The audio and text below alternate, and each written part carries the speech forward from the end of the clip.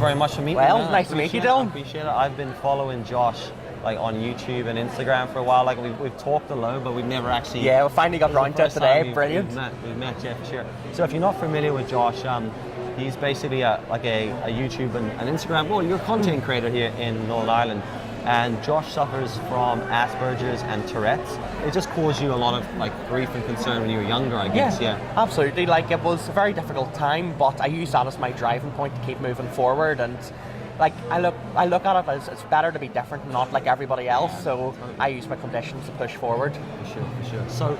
So one of the things I really liked about Josh when I watched his stuff, especially on YouTube, is that he's got a real honesty in his videos. There's a lot of people producing videos, and there's a lot of people working on technique, and there's a lot of people working on camera gear. But what you have in your videos, which I really like, is honesty. Like when I watch one of your videos, I find myself smiling. The first time I watched you, I was like, I didn't get. I was like, what's he doing? And then I watched back a few videos. I understood your background. I understood why you do it. And Josh uses video as a release, as a way to express himself and create stuff. So I really like it. So I want to know from you. Just tell me why video and what it does for you. Well, I find video is like a moving platform, and I kind of got my passion for presenting and talking to a camera, and it kind of unleashed some sort of creativity in me that I never knew I had.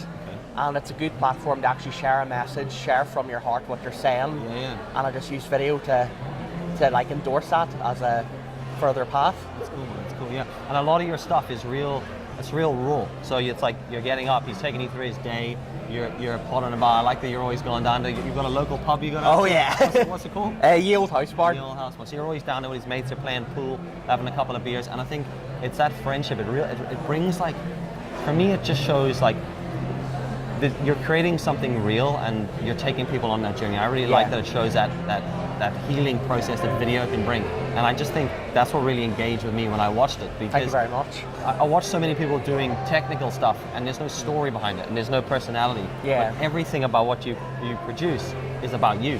What do you see as far as your future and it goes? Are you a YouTube guy? Are you seeing yourself working on Instagram?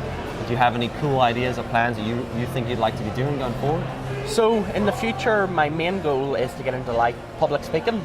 Okay. So I'd like to get into using YouTube as a platform as well to talk, like, because on YouTube you can reach a whole world, and public speaking you can maybe reach an audience of maybe 10 to 100 people plus, and I use YouTube as a way to do that, but I want to drive the message on that life, if you're going through a difficult time in life, keep pushing forward, everything gets better, and to really drive the message of suicide awareness and anti-bullying forward to a new generation. Yeah, and that's something you yourself struggle with a lot. Yeah, 100%. For sure. So I think that's so cool, and I've got a couple of friends, Damien and Billy, who run Power Video. They told me a story about the first Power Video being over here, and they were sitting at one of the coffee shops, and you were sitting there, and Ben Brown approached you. Like, what sort of impact does that have on you? Well, I was in Belfast because my sister lived there in the time, and she just told me, go for a coffee, there's this new place opened. And I sat down, I was wearing my Ben Brown t-shirt as I always did, and I looked up and I was like, that voice is familiar, and it was a man sitting right in front of me. Was that just coincidence? It was just a coincidence. Really? And I completely freaked out, and I tried to get his attention, so I took off my jacket so he saw the Ben Brown t-shirt.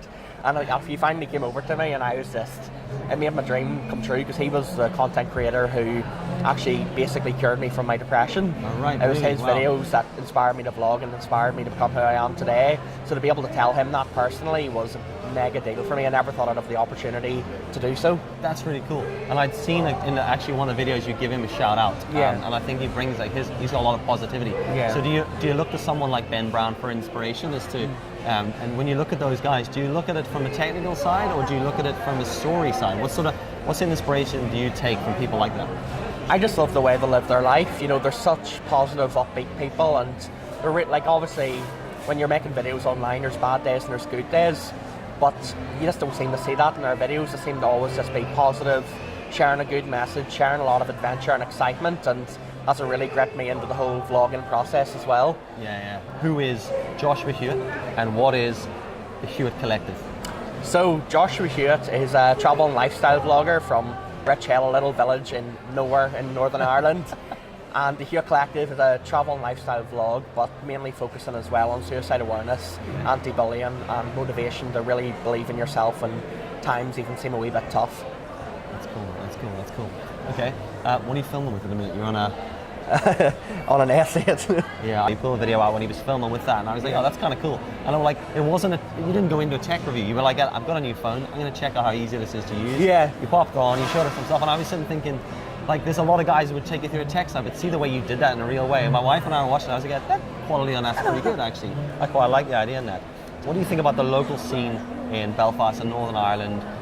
Is there anything that stands out for you? Is there any stuff you see that's good or influential in a good way or bad way? Well, I think the vlogging scene and the creative scene in Northern Ireland is just blossoming right now. You've got people like yourself who are absolutely cracking it at the minute, doing a wonderful job, and then you've got folks like a Javaman Coffee who's recently started vlogging, and then the folk at A Power Video, they're doing a wonderful thing for making Northern Ireland more of a YouTube hub than it actually used to be. So I think the scene here at the minute is the best it's ever been, and I just hope to see it continue to grow.